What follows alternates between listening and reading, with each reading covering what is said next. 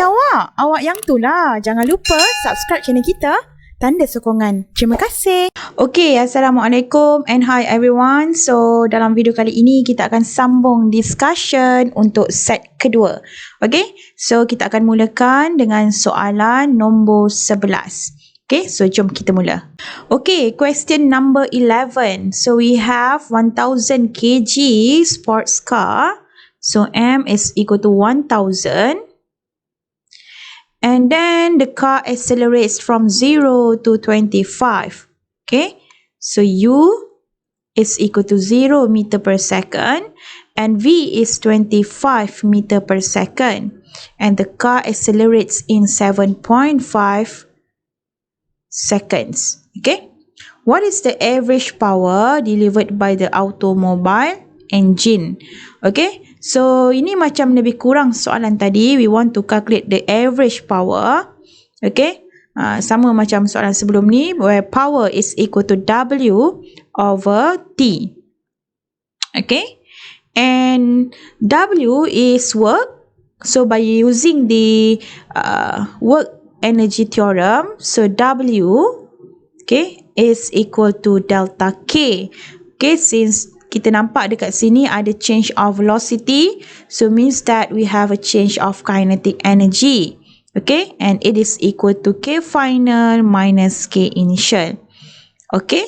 So, we can write here where W is K final half mv squared minus half mu squared over T. Okay. So, U is equal to 0. So, we can cancel this part. And then we can find half M 1000 times V is 25 squared over T 7.5 seconds. Therefore, P average is equal to 41666.7 watt. Okay, atau kita tulis sebagai 41.7 kilowatt. So, this is the answer. And the answer is B. Okay, so we will proceed to the next one. Question number 12. Okay, so here we have a particle move in horizontal circle with angular velocity omega and the centripetal force is F. Okay, when it moves in the same circle with angular velocity omega 2, the centripetal force is double, iaitu 2 kali F. Okay, so kita ambil dua situasi. So, the first situation, okay, so saya tulis first.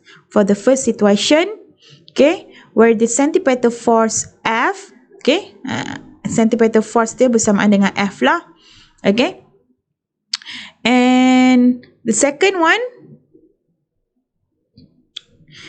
centripetal force, this one is F1, FC1, FC2 is equal to 2 kali F. Okay, boleh kita boleh tulis macam tu. And then kita nak relatekan centripetal force punya equation dengan omega. So, FC, so letak FC1 ni sebagai F equal to mv squared over R. Okay, mv squared over R, ataupun kita boleh tulis F is equal to, okay, saya tulis dulu mv squared over R. Okay, and as we know that where V is equal to R omega, therefore centripetal force F we can write as mr omega 1 squared. Okay, so untuk yang kedua perkara yang sama. So, we can write that 2F, the centripetal force is equal to 2F, and equation of centripetal force in terms of angular velocity is mr omega squared. Okay, so ini sama, R dia sama, partikel yang sama. Okay, yang berubah adalah dia punya angular velocity sahaja.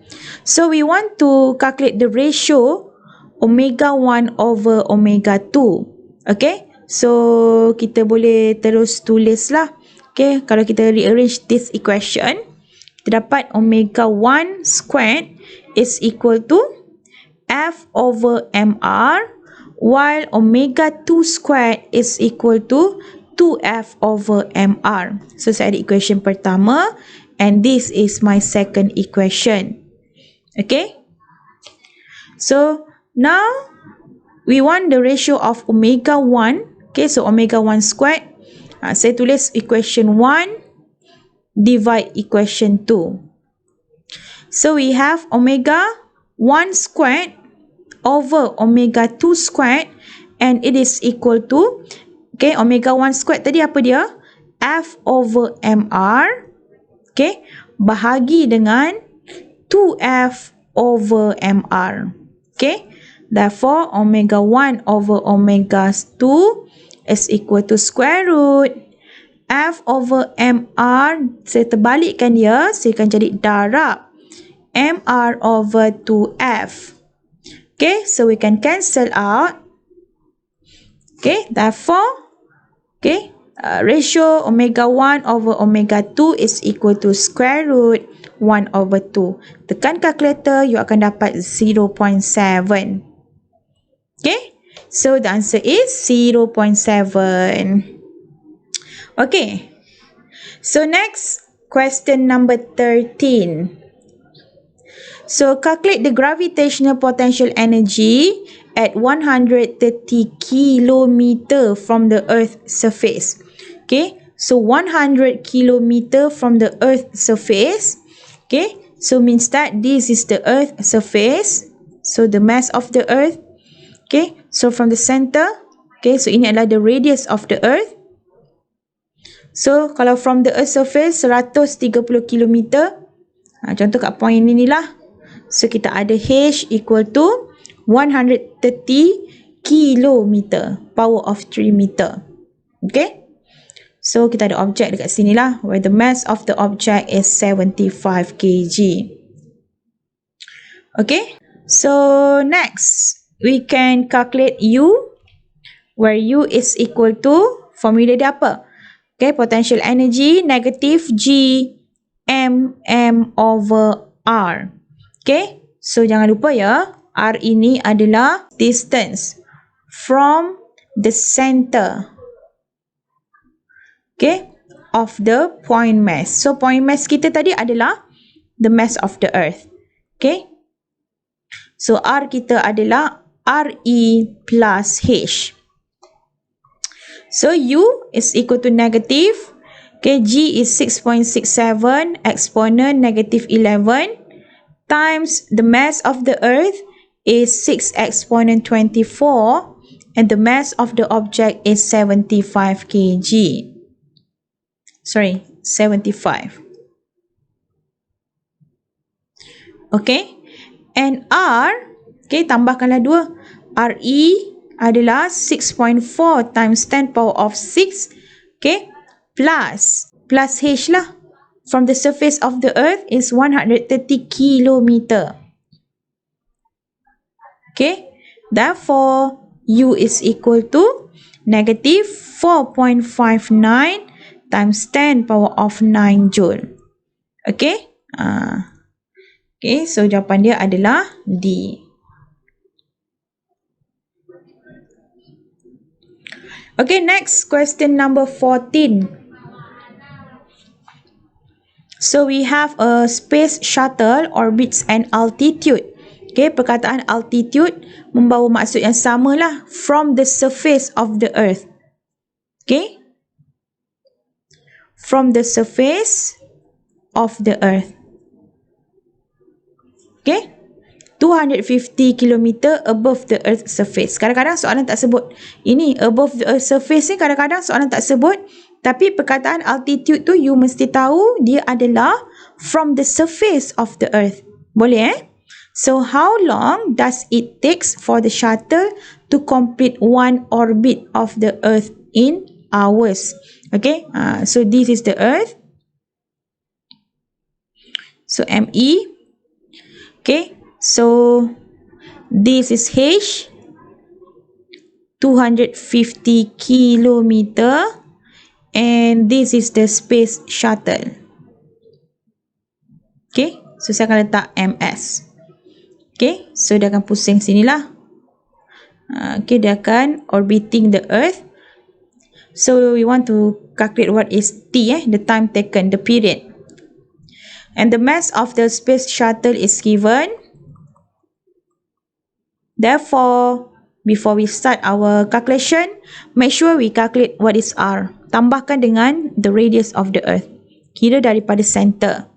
Okay, where r is equal to re plus h. Okay, so kiralah re 6.4. So dalam exam sepatutnya dia akan bagilah the radius of the earth plus h250 exponent 3, and r is equal to 6.65 exponent 6 meter. Therefore, we can try to apply the equation of period t is equal to 2 pi square root r cube over gm. Capital M referring to mass of the earth, mass untuk point mass. Space shuttle tu mengelilingi siapa? Okay, jadi itulah dia point mass. Okay, the mass of the earth. So now let's substitute the values in the equation. So tak muat saya letak kat sini.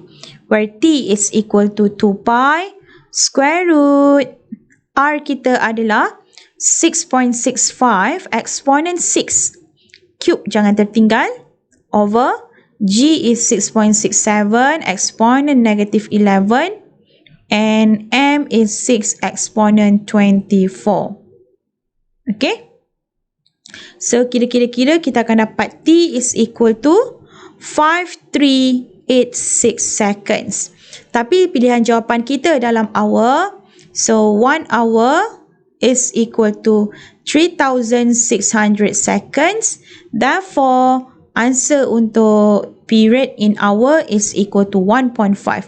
Bahagikanlah, okay, 5386 seconds bahagi dengan 3600 seconds. So, you dah akan dapat jawapan. So, the answer is A. Okay, so question number 5 pula. This is very easy from chapter 9. Okay, so here we have a graph of x against t. Okay, displacement graph that varies with time for a system undergoing simple harmonic motion. So determine the displacement of the system at time t equal to 2.5 seconds. Okay, so always remember that general equation for displacement in terms of time, which is a sine omega t. So this is in your syllabus. So x equal to a sine omega t, where omega, okay, kita boleh cari omega is equal to 2 pi over t. Okay, and then macam mana kita nak dapatkan t, the period for one complete oscillation? Kita tengok daripada graf. Kalau kita tengok graf ni, start daripada kosong, naik ke atas, turun ke bawah sampai sini, one complete, okay, one complete oscillation. So satu wavelength t dia adalah 0.4. okay, so therefore sebelum kita nak kira, kita kena nak ada equation dulu. Kira dulu omega is equal to 2 pi over 0.4. okay, so kita akan dapat omega is equal to 15.71 radian per second. okay, and amplitude of the equation, kita akan dapat amplitude of the graph, boleh masuk dalam equation 0.3. So x equal to 0.3 sin omega is 15.71 t.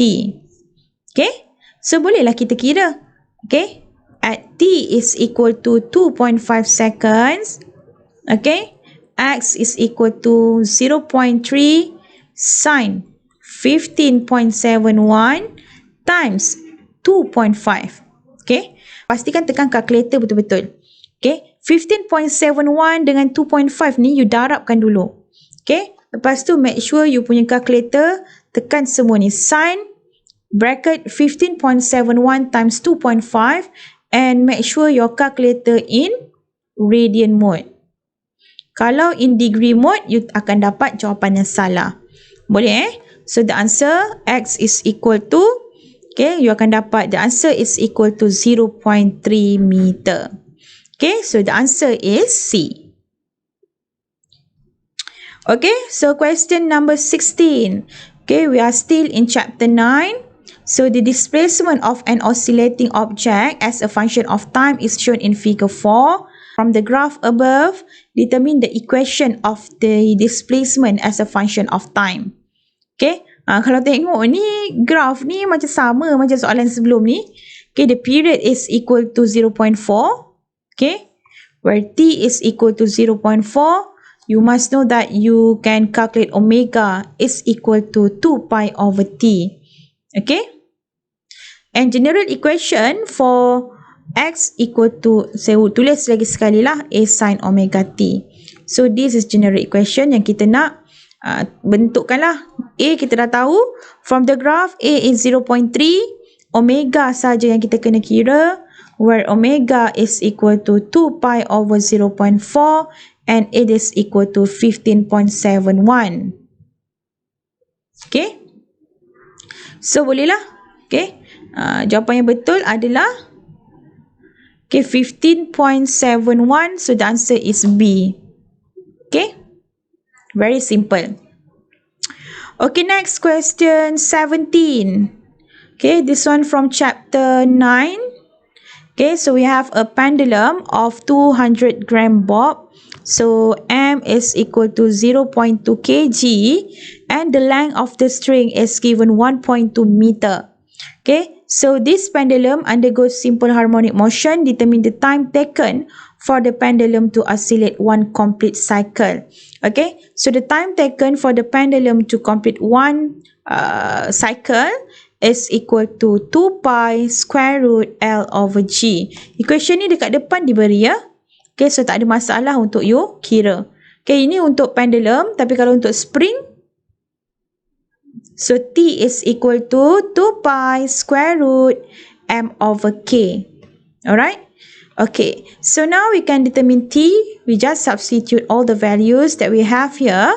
1.2, 9.81, therefore T is equal to 2.2 seconds.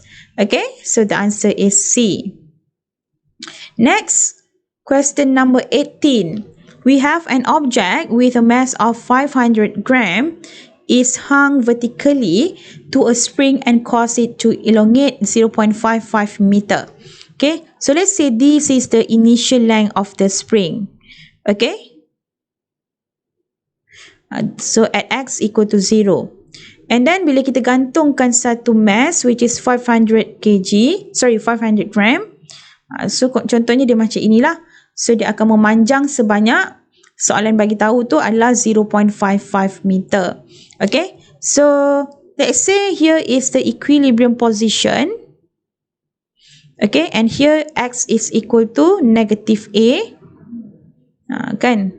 So macam panjang sangat pula, kecilkan sikit. Sekejap macam ni lah. Okay, x is equal to negative A. Mungkin somewhere here x is equal to positive A. Sepatutnya dia sama besar lah. Okay, so determine the acceleration of the object if it experience simple harmonic motion. Okay, so always remember, okay, at this position, when x equal to positive A or negative A, okay, at x equal to positive or negative A, the acceleration is maximum. Okay, recall balik. Okay, but at x equal to 0 at equilibrium position, acceleration is equal to 0. Boleh So in this case, okay, if we write kat sini, kalau kita lukis dulu W, the weight of the mass, kita akan ada restoring force which is upward direction. Okay, at that point, at x equal to positive or negative A, so in this case at negative A, the restoring force is equal to apa dia? Restoring force is equal to mg. And always remember Fs is equal to mg. So in this case, A acceleration kita kan force is equal to ma kan? So F is equal to ma. So in this case, acceleration is equal to gravitational acceleration, and the answer is 9.81. So this is the answer. Okay, boleh ke?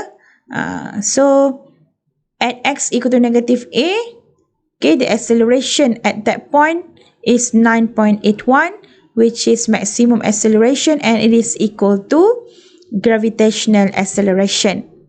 Alright, okay.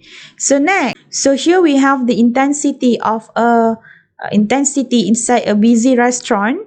I is given 3.2 exponent negative 5 watt per meter squared. How much energy goes into each ear where the area of the ear is 2.1?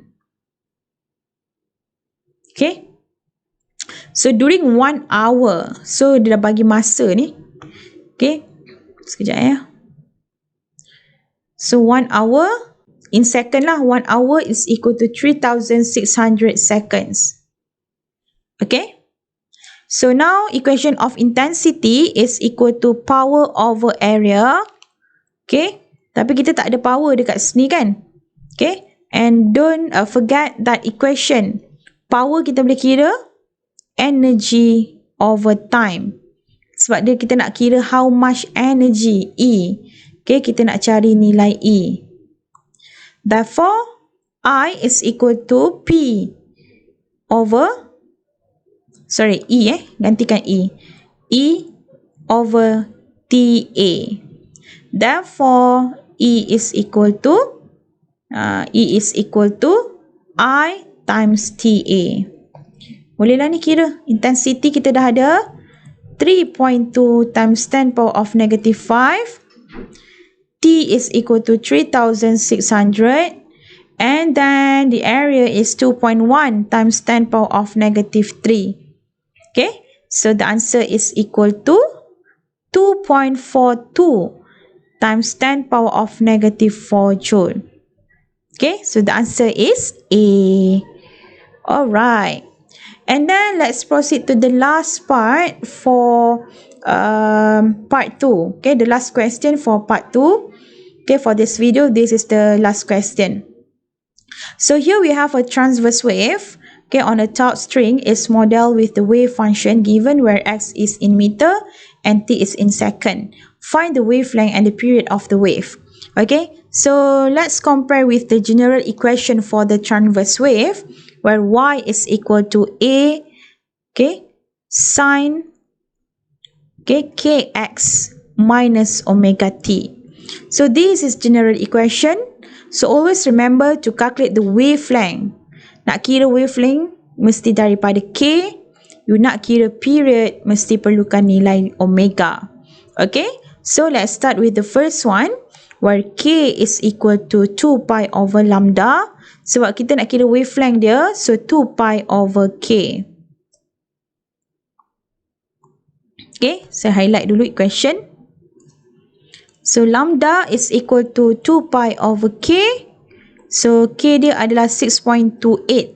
Kita masukkan nilai, you akan dapat lambda is equal to 1 meter. Okay. So D lah kan. D saja yang ada 1 meter. Okay. And then how about the period? So omega is equal to 2 pi over T. Okay. So you can calculate T where T is equal to 2 pi over omega, where omega is equal to 1.57 and the answer is 4 seconds. Okay, so the answer is D. Okay, so this is very simple. Okay, so finish part 2 for set 2. So for the next video, we will continue with set 2 part 3. So see you in the next video. Assalamualaikum dan selamat sejahtera. Bye-bye.